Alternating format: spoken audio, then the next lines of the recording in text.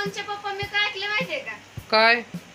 तर मी ऐकलंय की कोणत्याही कामाची सुरुवात बर देवाच्या नावाने करावी. बरोबर आहे की मग मग तुम्ही करता का बरोबर आहे म्हणता? मी तसं केलं असतं गारपिता. मग काय झालं? पण काय सांग का तुला, मी समज हा कुठल्याही कामाची सुरुवात देवाच्या नावानं चालू केली करायला बरं का, बर तर माणसं मला आधी नावं ठेवते दिले. का बर? कशामुळे ठेवते हीच कळत नाही अगं. देवाचं नाव घ्यायला लागलो तोपर्यंत लोकांनी नावं ठेवायला चालू केलं. मग असं का करते ती?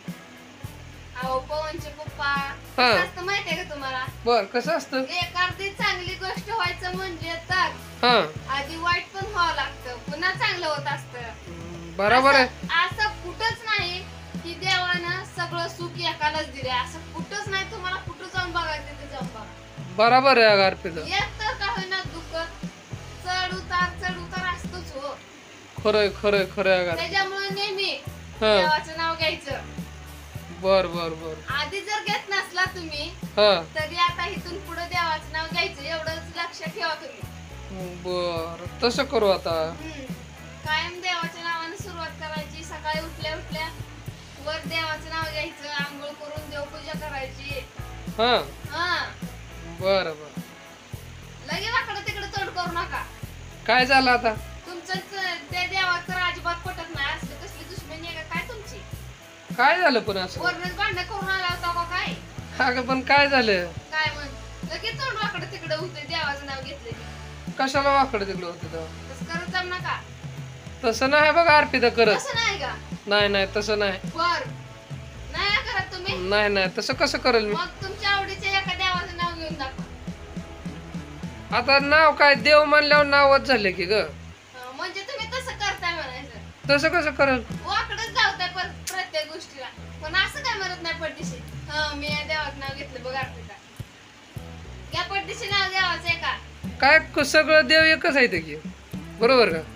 होय अहो, सगळी माणसं एकच आहेत. काय येतात आवडायला निवडायला भागायचं. तसं नाही का अर्पिता. मग देवाचं नाव घ्या पडदिशी. पण नाव घेतल्यानं काय होणार नेमकं? अहो पवनचे पप्पा म्हणजे मला पण कळलं तुम्हाला कुठला देव आवडतोय ते. अगं आवडी निवडीला काय ती काय हे होय, फळ आहे काय कुठलं? सफरचंद आवडलं नाही ते पेरू आवडतं असं आहे का? अहो तसं नसतं पवनचे पप्पा. मग कसं असतं? अहो कुणाचा देव स्वामी समर्थ असतो. होय. कुणाचा देव भोलेनाथ असते. हा बरोबर आहे बरोबर आहे. माझा बोलले ना ते बघ मी. कुणाची तुळजापूरची अंबाबाई असते.